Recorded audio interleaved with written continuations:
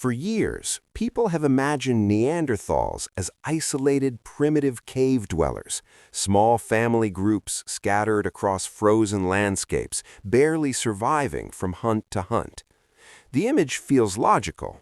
Small groups, harsh environments, no cities, no writing, no long-distance communication. So there's an assumption most people never question, that Neanderthals must have constantly bred within their own families, brother with sister, cousin with cousin, generation after generation, and eventually genetic collapse. But here's the problem with that idea. Neanderthals survived in Eurasia for over 300,000 years. Populations that suffer unchecked inbreeding don't last millennia. They collapse quickly.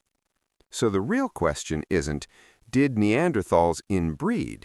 It's this: how did small, scattered Neanderthal groups avoid genetic disaster without maps, writing, or civilization? And the answer is far more intelligent and far more human than people expect. The small group problem. That were small by modern standards. Most communities likely consisted of 15 to 30 individuals, sometimes fewer. These groups moved constantly, following animal herds, seasonal plants, and changing climates. Now here's the danger. In a closed group that size, inbreeding becomes unavoidable within just a few generations. Genetic defects increase, fertility drops, child mortality rises. Eventually, the group weakens and disappears. Neanderthals didn't have genetics. They didn't know DNA. They didn't know what inbreeding was. But they did know something else, that mating too close caused problems. And they learned this the hardest way possible, through death. The brutal teacher, natural selection. Early human groups, including Neanderthals, lived under constant pressure. If children were weak, they died. If adults were unhealthy, they didn't survive winters. If a group made bad decisions, it vanished. Groups that failed to manage mating patterns simply didn't last long enough to leave descendants. What survived were groups that accidentally discovered rules that worked, and over thousands of years, those rules became tradition. Not science, tradition. Exogamy, mating outside the group. The most important solution Neanderthals developed was simple. They did not always mate within their own group. Instead, they practiced what anthropologists call exogamy, forming mates outside the immediate community. How? Through contact. Despite the image of isolation, Neanderthal groups were not alone in the wilderness.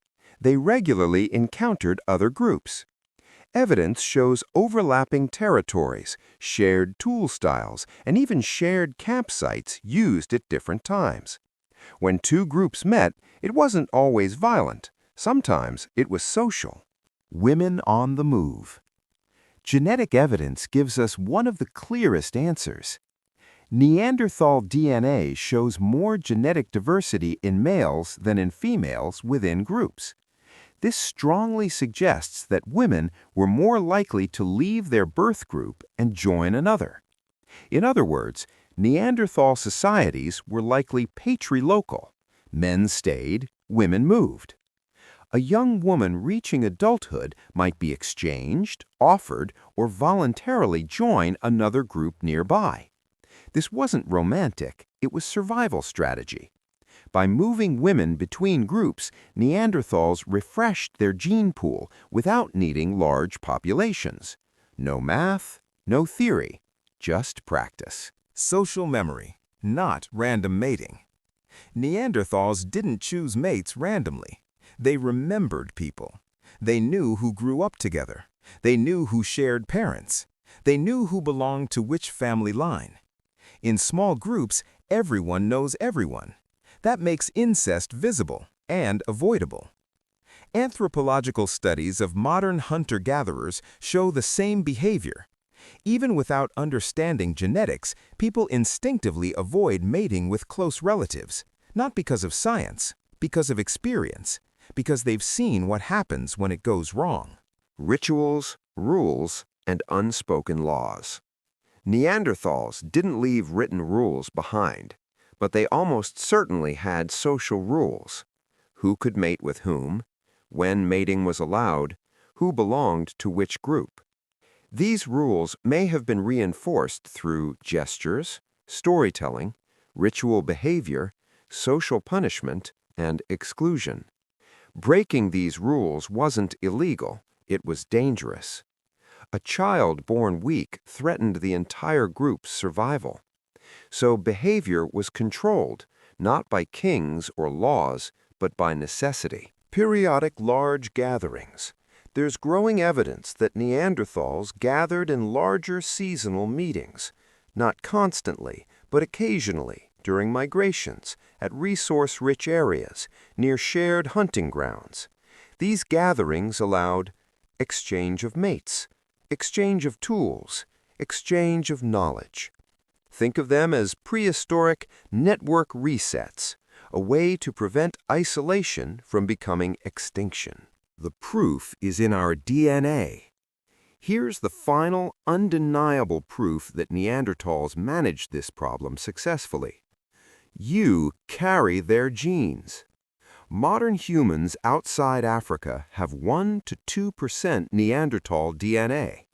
That means Neanderthals were genetically healthy enough to reproduce with Homo sapiens. They weren't collapsing, they weren't degenerate, they weren't doomed by inbreeding. They were biologically functional humans, just adapted to a different world. When inbreeding did happen, this doesn't mean Neanderthals never inbred. They did. In some isolated regions, genetic evidence shows close relative mating, but those cases are exceptions, not the rule. And those populations didn't last long, which proves the system worked, most of the time. The real lesson. Neanderthals didn't avoid inbreeding because they were scientists. They avoided it because they were social, observant, and adaptable. They formed alliances. They exchanged people. They remembered family lines. They followed traditions that worked. In short, they behaved like humans, not brutes, not animals, not genetic accidents, but intelligent survivors solving complex biological problems without ever knowing the words for them. And that's why Neanderthals didn't disappear because they were stupid. They disappeared because the world changed faster than even their intelligence could adapt.